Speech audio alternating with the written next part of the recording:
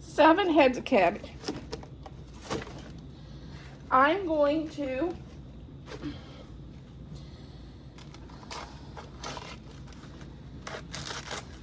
clean them, take the core out. First of all, I'm going to take these leaves off. The reason we got rid of these is because they were not doing really well.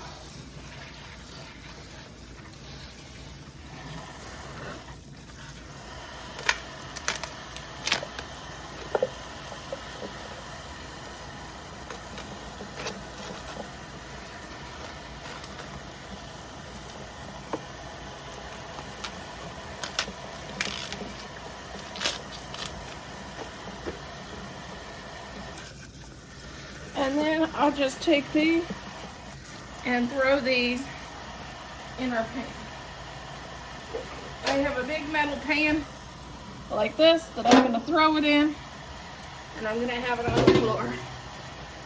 So if you see me reach back and toss the cabbage, that's where it's at. First of all, take your core out.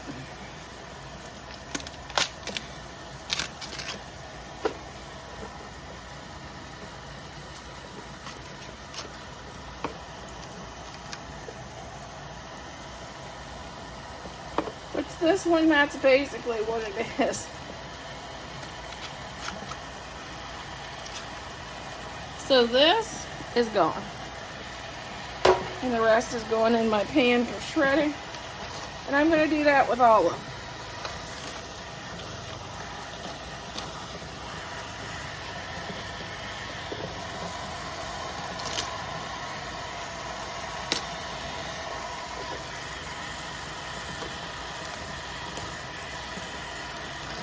We're getting rid of these because the slugs was just terrible this year.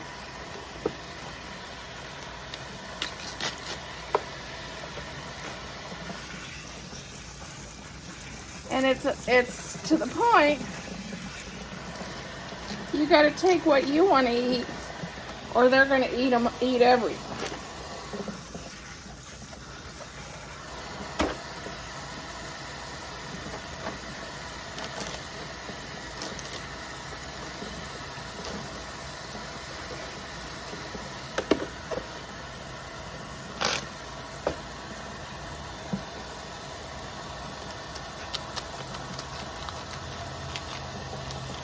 Just cut that in a V and pop the core out.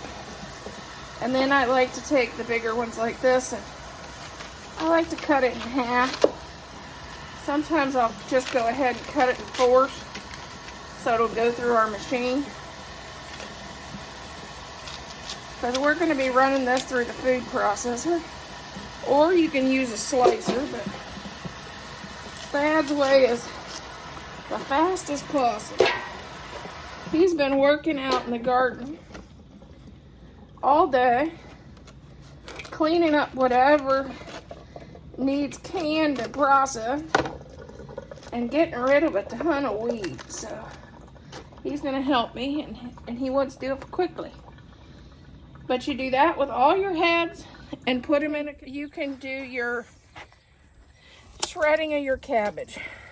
You can either use an old-fashioned grater or mandolin, but you got to be really careful not to cut yourself. Or you can use a food processor that has a slicer or shredder on it.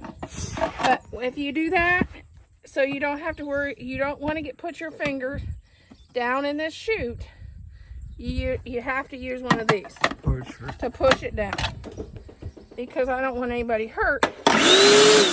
And here's how you do it.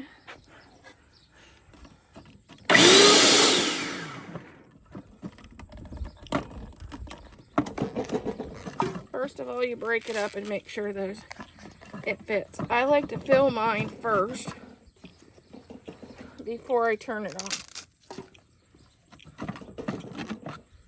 And then turn it on. Okay. Oh, I did.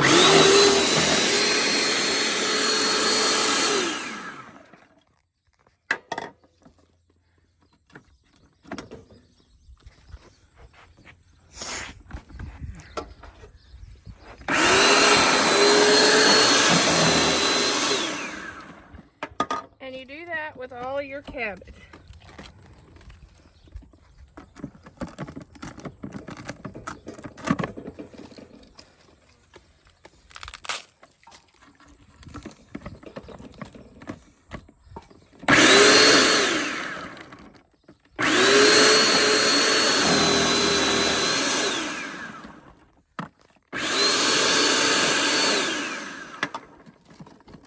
Don't put your fingers in there before you get it turned off.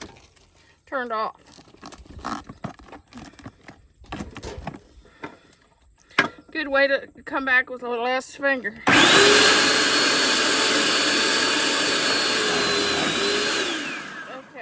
Okay. The percentage of salt. There's only 2 ingredients in sauerkraut: salt and cabbage, shredded cabbage. And optional is caraway seeds if you like it, which I normally put in mine. Salt wise, you do about 2 to 3% per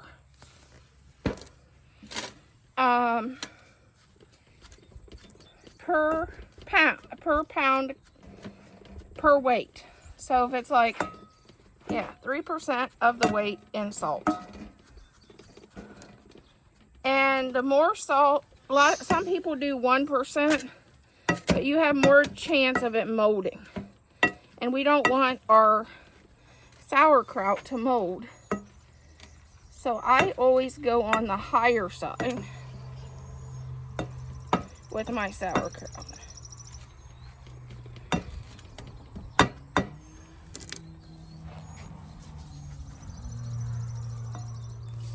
And you can either use one of these, which is from the Pampered Chef, and I think somebody said they had them at the Dollar Tree too. You can use a wooden spoon, or they also sell stompers for your sauerkraut. And you just want to beat it and really push it down and try to get the water to come up in it. And that's your sauerkraut. And I'll show you what you do with it after you make. Okay, here is my crock. It's a pretty good size one. I got it in Amish country years ago. It comes with 2 of these weights. And here's what I do. This is the stuff that we stomp down. And you can even, if you wanted to, you can even take a wooden spoon like this and stomp it down. You want it to start getting liquidy.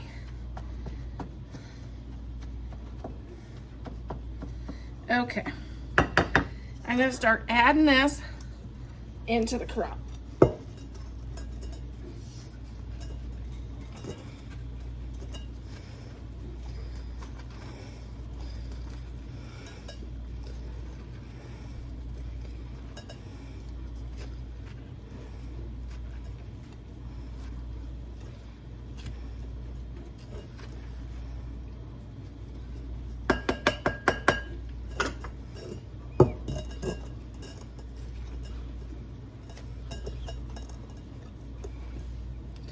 Okay. And I like caraway seeds in mine. If you haven't had this, then I would do a small amount and try it before I did a large amount. And I just sprinkle mine in till it looks like pepper. And just like pepper, some people like lots of pepper on their food. And some people like a small amount. Well, caraway seeds is the same way. I like a large amount. What this is, it puts off a licorice taste into your sauerkraut. If you like a licorice taste, then you'll love this. If you don't, you'll absolutely hate it. But the benefits of this is it helps digest and it helps your stomach when it comes to the after effect of sauerkraut. So if sauerkraut doesn't set well in your tummy, then you might want to try those.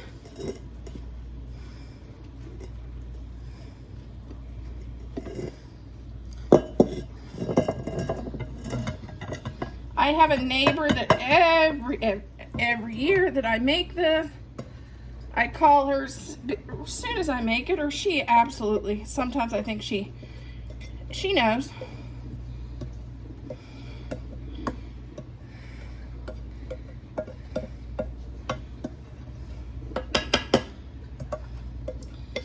And because I always give her, she'll eat it right out of my crock when it's done. And I always send her home a bowl. I'm gonna smooth this down. I'm gonna add some caraway seeds on the top. This is not a full batch. If you can see, I have not even a half of a crock, but that's okay. I don't need a lot, and I'm doing it to clean up the cabbage because I didn't want the cabbage to go to waste. And if nothing else, I have my friend who will love it if I give her some. I take my hand and I smooth down because I don't want that cabbage on the sides, and I just push that down into the crock. I take a small plate, put that in. Then I very, very carefully put our weights on.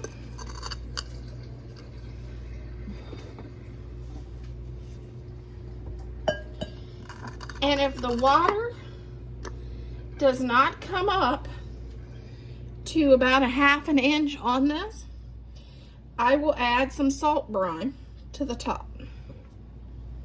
So it is, because the cabbage were really dry this year. And then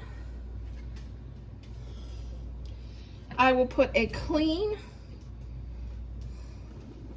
I don't see one.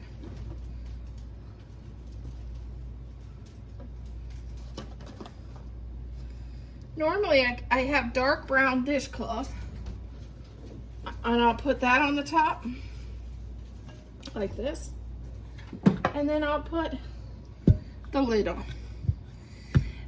And where to set this? Okay, you've seen my counters. Okay. See back there where in the corner of my cabinet. See where my KitchenAid is? That's where I set my sauerkraut. I turn this light off and I let it go. It must be in a dark place. Or you can also put this in your pantry if you like. And if you start to smell something that smells like rotten feet, it's the fermentation happening. It's okay. Don't feel bad. It's okay. If your husband comes into your kitchen and says, I think somebody farted, it's okay. Just say it. Oh, by the way, in 3 days I will skim off the top. I'll take the weights and the plate out, and I'll skim off the top. And if there's any mold, I'll get that off. And here in my house, it normally takes 3 to 5 days. But it depends on the temperature in your house. Sometimes it'll take up to 2 weeks, especially in the wintertime. So keep an eye on it. I look at mine every day because, you know, I can. When you check on your kraut, make sure to keep about 1 inch to 1.5 inches of water or above your little weights.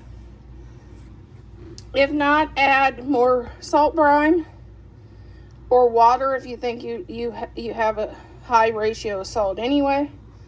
But just make sure the water, it doesn't get too dry.